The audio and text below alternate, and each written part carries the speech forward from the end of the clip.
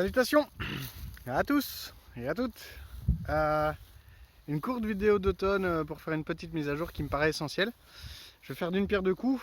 Il y a quelque chose qui résonne beaucoup en moi en ce moment et j'espère que ça pourra vous éclairer, c'est le sauveur. Le sauveur et le voile de l'oubli. C'est les deux pierres que j'ai envie de faire d'un coup dans cette vidéo, que je souhaite faire courte. C'est parler du sauveur en nous et parler du voile de l'oubli. Alors par où je commence? Par les pieds. Par les pieds, donc par le premier chakra.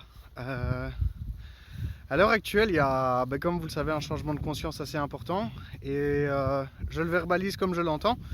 Et vous raisonnez, traduisez comme vous le sentez. Le changement important, en fait, il se fait du corps mental au corps sentimental. Du troisième chakra, plexus solaire, élément feu, au quatrième chakra, l'élément de l'air et le chakra du cœur. La capacité d'écouter sa petite voix. Sa petite voix.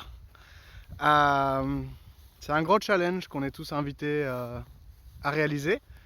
C'est celui de passer du mental, de la grosse voix, de l'ego, à la petite voix, au cœur, à l'instant présent.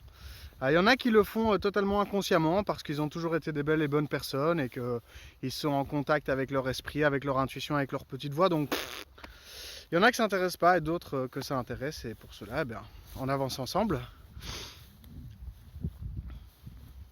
Et ce que je comprends à travers mes séances et l'expérience que j'ai de ma vie, c'est que je dirais grosso modo la moitié de la population sur Terre, c'est-à-dire 4 milliards, grosso modo, passe au-delà du voile de l'oubli.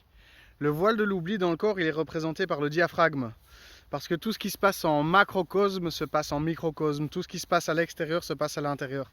Et ce changement de dimension, ce changement de conscience, en fait, c'est passer du troisième au quatrième chakra.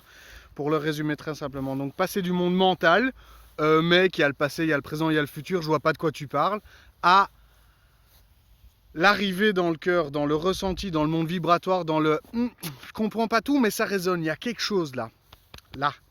C'est passer le voile de l'oubli. Donc en gros, moi ce que je ressens, c'est qu'il y a la moitié de l'humanité qui est capable à l'heure actuelle de faire ce passage, cette transition du monde mental au monde sentimental, du monde de l'ego, du moi-je, du contrôle, à la confiance, à la foi, à l'espace du cœur.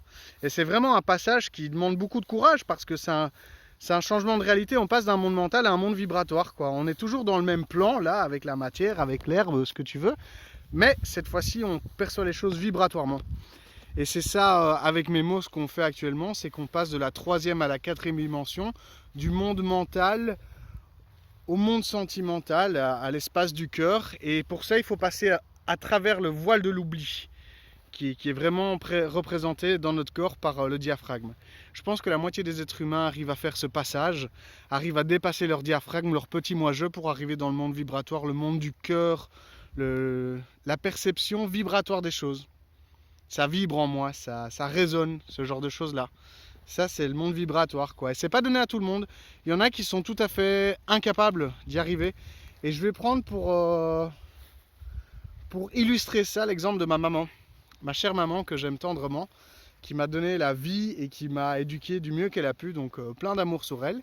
Eh bien elle, dans ce que je perçois, c'est évidemment subjectif, mais j'espère que ça peut éclairer ce que je dis, je pense pas qu'elle va réussir à passer le cap. Je pense qu'elle va rester en dessous du voile de l'oubli.